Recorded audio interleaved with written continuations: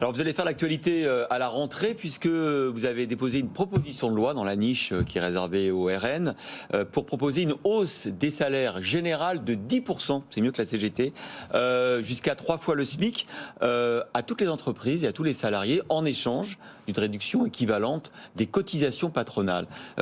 Vous allez d'abord, combien ça coûte au système de protection sociale et comment vous allez le financer ?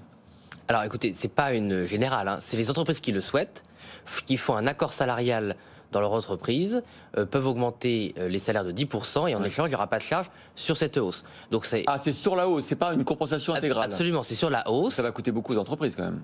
Ben en fait, et puis surtout c'est volontaire parce que nous on a voulu trouver un chemin de traverse, si vous voulez, entre le besoin des salariés de voir leur pouvoir d'achat augmenter, mais aussi celui des entreprises qui demandent elles-mêmes un moyen d'augmenter leurs salariés pour les garder, pour la motivation, pour plein de raisons.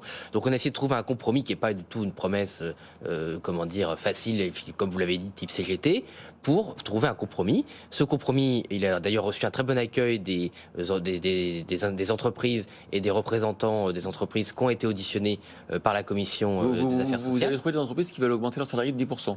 Ah oui, parce que vous savez, quand vous avez l'inflation, on va être entre 6 et 7%. Bon, l'inflation réelle est supérieure. Donc si vous faites une augmentation habituelle des salaires, 2%, ça arrive assez régulièrement, comme au général des salaires dans les entreprises, vous arrivez à 9%.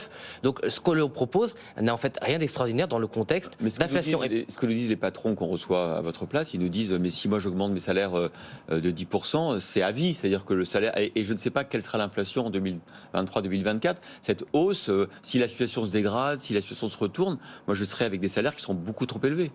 Oui, mais c'est aussi l'inverse, c'est-à-dire que si l'inflation continue d'augmenter encore comme cette année, et je le redoute et je pense, et au Rassemblement national on pense que cette inflation est structurelle, on l'a toujours pensé, on a été objectivement les premiers à l'annoncer. Au contraire, les entreprises vont devoir trouver un moyen d'augmenter leur salaire parce que si on refait encore une inflation de entre 5 et 8% l'année prochaine, les salariés en 2 ans vont pas perdre 15 points de pouvoir d'achat. Donc de toute façon, les entreprises ont besoin d'augmenter les salaires. Donc justement, on propose une solution qui leur permet d'amortir cette hausse et leurs coûts. Mais de toute façon, et puis je ne parle même pas de la concurrence internationale.